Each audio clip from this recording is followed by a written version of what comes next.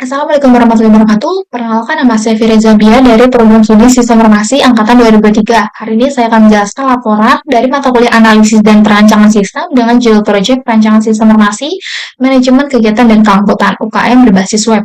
Langsung aja kita masuk ke dalam latar belakang di bab 1 pendahuluan.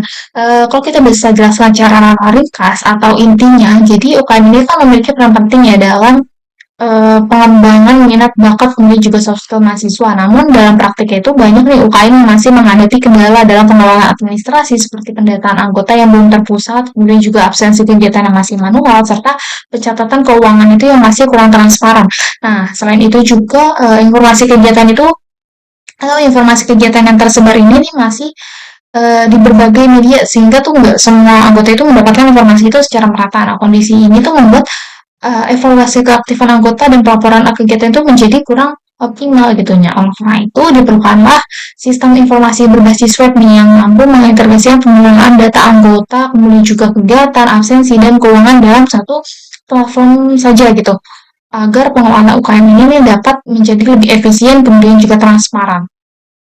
Kemudian kita masuk ke dalam tujuan pengembangan sistem. Di sini tuh ada 3. Jadi tujuan dari pengembangan sistem ini adalah mengintegrasikan data keanggotaan, kemudian juga kegiatan dan keuangan UKM. Nah, yang kedua ini menyediakan pusat informasi kegiatan yang mudah diakses oleh setiap anggotanya. Kemudian yang ketiga ini membantu pengurus nih nanti dalam melakukan evaluasi keaktifan anggota secara lebih objektif. Kemudian kita masuk ke dalam rumusan masalah. Jadi berdasarkan uraian pada latar belakang, rumusan masalah dalam penelitian ini antara lain itu yang pertama ini bagaimana sih kita merancang sistem manajemen UKM yang terintegrasi, kemudian yang kedua ini bagaimana menyediakan informasi kegiatan secara terpusat, dan yang ketiga ini bagaimana mendukung evaluasi keaktifan anggotanya melalui sistem berbasis web. Kemudian kita masuk ke dalam manfaat penelitian. Kedua, ada manfaat teoritis dan juga manfaat praktis. Kalau manfaat teoritis ini meliputi manfaat dia sebagai referensi pengembangan sistem informasi ini, serta manfaat praktis ini bagi pengurus UKM dan juga anggota UKM serta institusi perguruan tinggi. Nah, kita masuk ke bab 2 landasan teori. Di landasan teori ini ada teori dasar proyek penelitian yang dimana berarti ini adalah isi dari judul yang sudah kita lampirkan tadi. Di sini kita ngambil intinya yaitu ada perencanaan informasi. Jadi kalau bisa kita jelaskan, perencanaan informasi ini kan merupakan proses untuk membangun sebuah sistem yang mampu mengelola data menjadi informasi yang bermanfaat sesuai kebutuhan organisasi.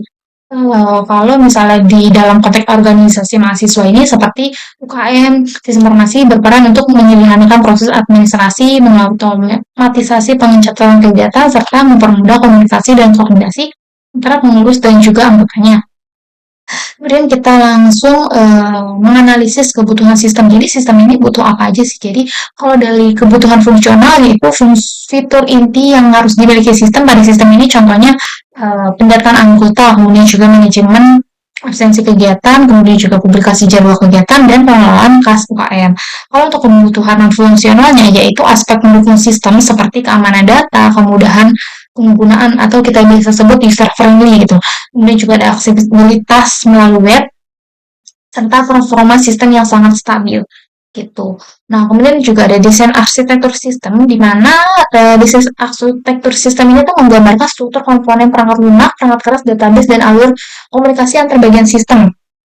Kalau dari proyek ini tuh menggunakan model berbasis web di mana ada klien atau browser pengguna ini dia berfungsi sebagai media akses nih untuk mengurus dan juga anggota UKM, kemudian juga ada web server yang berfungsi sebagai yang ngejalanin aplikasi ini dan memproses permintaan penggunanya, kemudian juga ada database server yang kita tahu dia berfungsi untuk menyimpan data nih seperti data anggota, absensi kegiatan dan juga keuangan. Di sini ada desain basis data yang dimana isinya tuh ada tabel anggota, tabel kegiatan, tabel absensi dan juga tabel keuangan yang masing-masing ini memiliki fungsinya yang berbeda-beda. Kemudian juga ada desain antarmuka dan proses. Di sini tuh dia menggambarkan langkah-langkah operasional di dalam sistem seperti proses pendaftaran anggota, kemudian juga penginputan kegiatannya bagaimana dan absensi kegiatan bagaimana, pencatatan kas serta evaluasi keaktifan anggotanya. Jadi desain ini tuh dibuat agar tampilan itu dapat digunakan dengan efektif oleh berbagai peran pengguna dalam UKM. Nah, teori yang relevannya juga ada manajemen kegiatan. Jadi manajemen kegiatan ini adalah rangkaian proses yang mengatur bagaimana rangkaian proses yang mengatur seluruh aktivitas manajemen gitu. Em, Mulai dari UKM ini bagaimana direncanakan, dijalankan, dipantau, dan juga dilaporkan. Karena UKM itu menjalankan banyak program yang mulai dari rapat, kemudian juga latihan rutin, kegiatan besar, hingga publikasi pengelolaan kegiatan menjadi penting agar nggak tumpang tindih gitu. Seperti jadwal, miskomunikasi, atau minimnya dokumentasi. Nah, kemudian juga ada perencanaan kegiatan, di sini bisa dilihat juga kalau perencanaan kegiatan itu merupakan tahap awal yang menentukan arah, tujuan, dan juga keberhasilan semua program dalam unit kegiatan mahasiswa.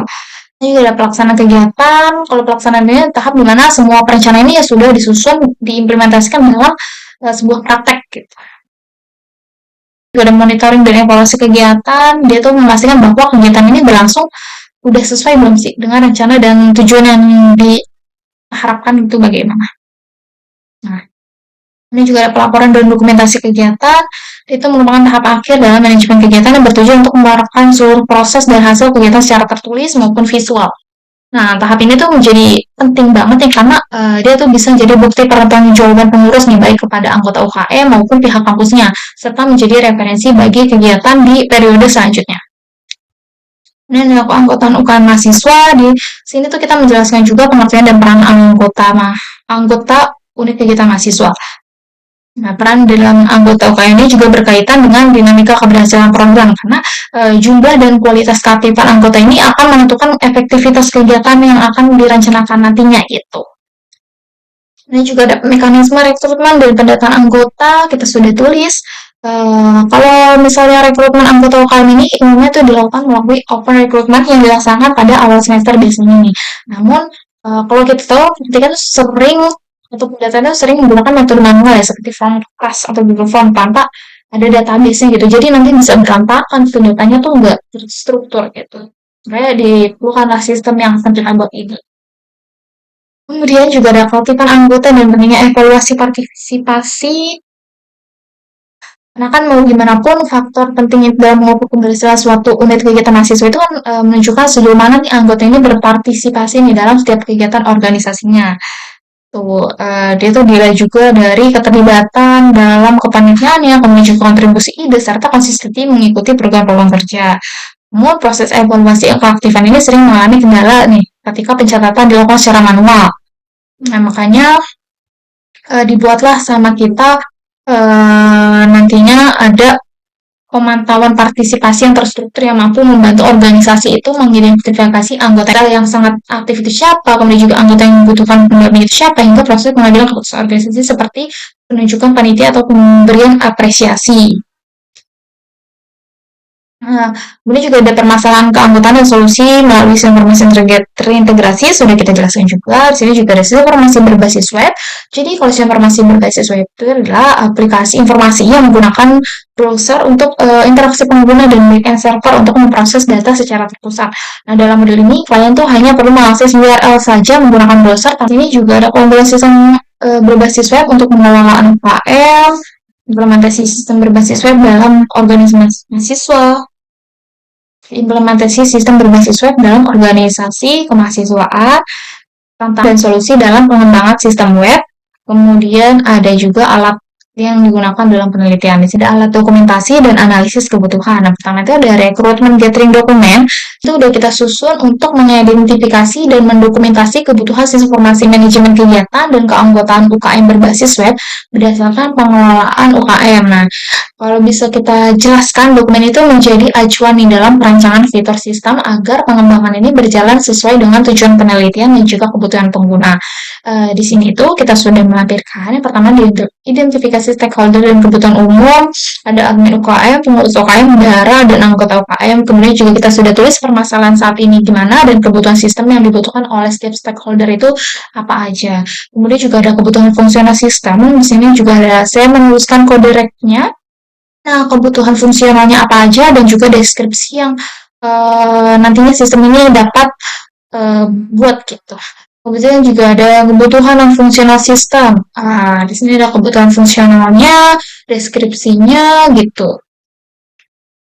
Kemudian juga ada kegiatan RGD dengan tujuan penelitian. Di sini tujuan penelitiannya dari efisiensi pengelolaan UKM itu bagaimana, kemudian juga kebutuhan sistem yang mendukungnya itu kode-kodenya apa saja sudah saya tampilkan di sini tadi gitu.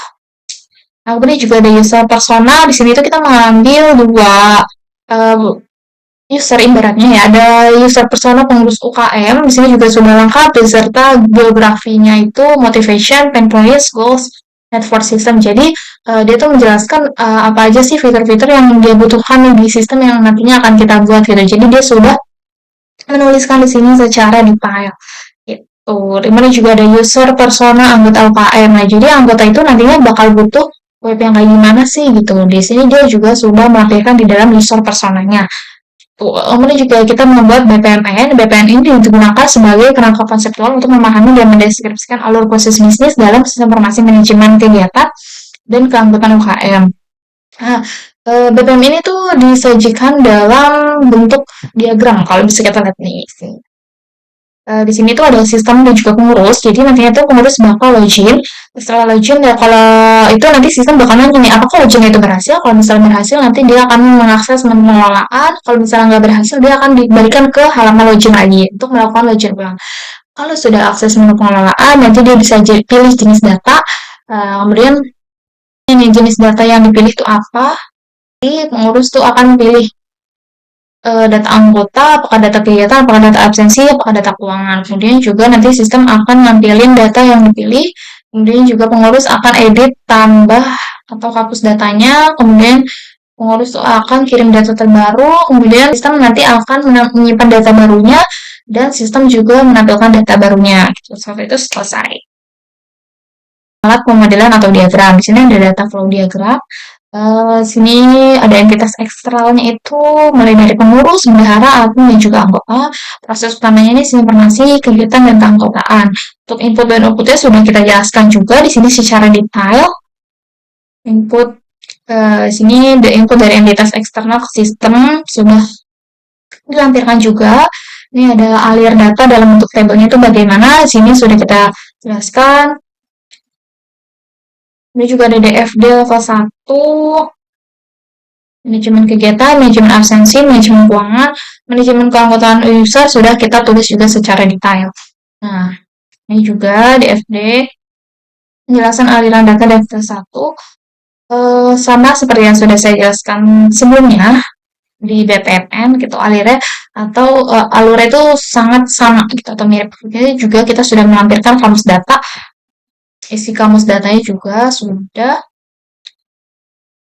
Nah, di sini juga kita ada UML, pertama itu ada use case diagram yang dimana nantinya anggota itu akan login melalui sistem, kemudian juga anggota nanti dapat lihat data dan laporannya, anggota dapat melakukan absensinya itu nanti dia secara manual di dalam sistemnya gitu. Nah, kemudian kalau misalnya pengurus itu nanti dia bisa login, kemudian lihat data dan laporan, kemudian si pengurus itu bisa melakukan absensi, kelola data laporan dan sistem. Nah, deskripsi use case, manajemen UKM kampus hanya deskripsi saja agar terlihat lebih jelas. Kemudian juga di sini ada activity diagram.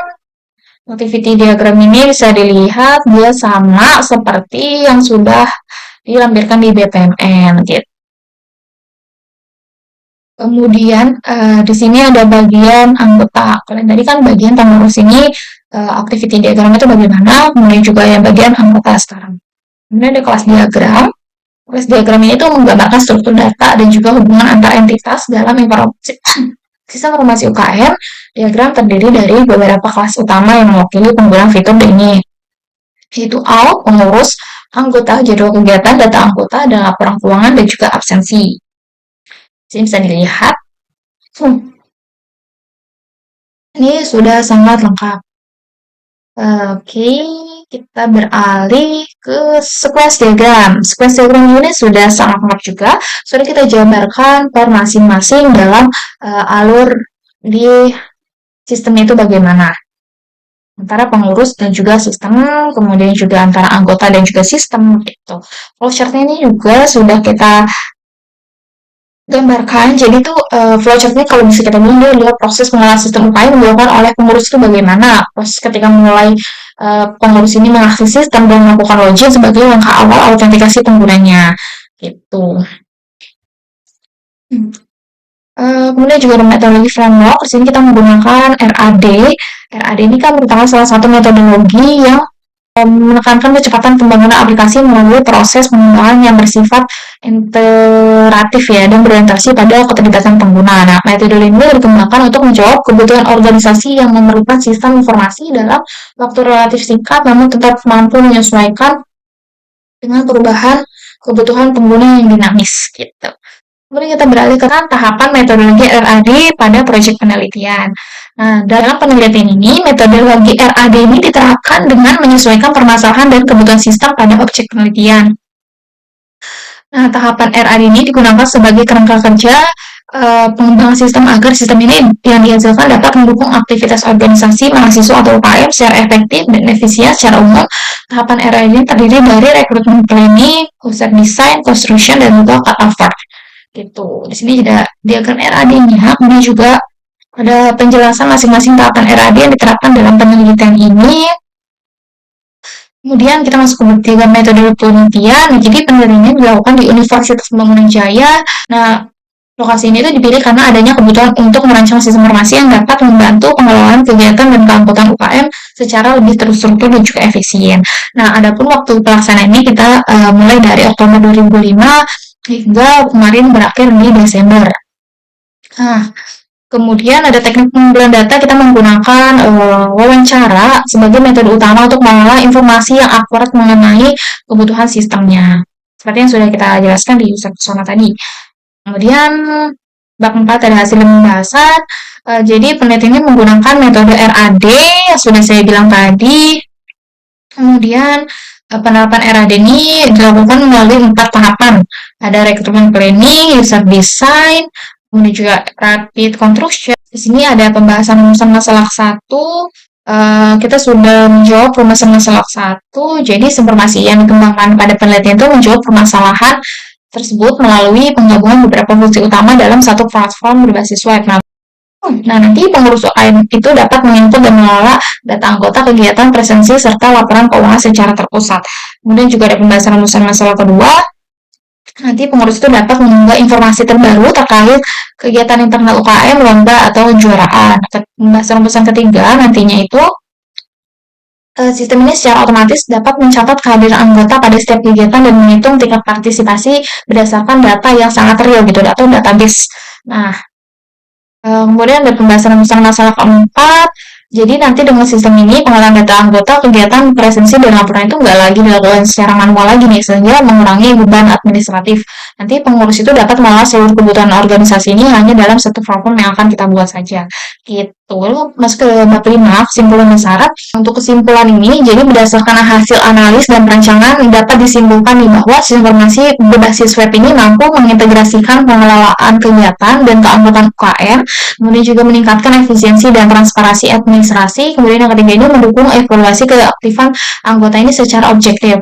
Kemudian kita beralih ke syarat, kita simpulkan saja dari saran ini. Jadi sistem ini tuh nantinya dapat dikembangkan lebih lanjut dengan penambahan fitur notifikasi, kemudian juga integrasi mobile, serta penerapan pada UKM lain di lingkungan kampusnya gitu. Melampirkan daftar pustaka, lebih dari 20 daftar pustaka yang sudah kita ambil gitu. Nah, jadi daftar pustaka ini berisi referensi jurnal, kemudian juga penelitian terkait sistem informasi manajemen UKM dan juga pengembangan sistem berbasis web yang digunakan sebagai dasar teori dan juga dia mendukung penelitian yang sudah kita lakukan gitu. Oke, mungkin sekian presentasi dari saya. Kurang lebihnya mohon maaf. Wassalamualaikum warahmatullahi wabarakatuh.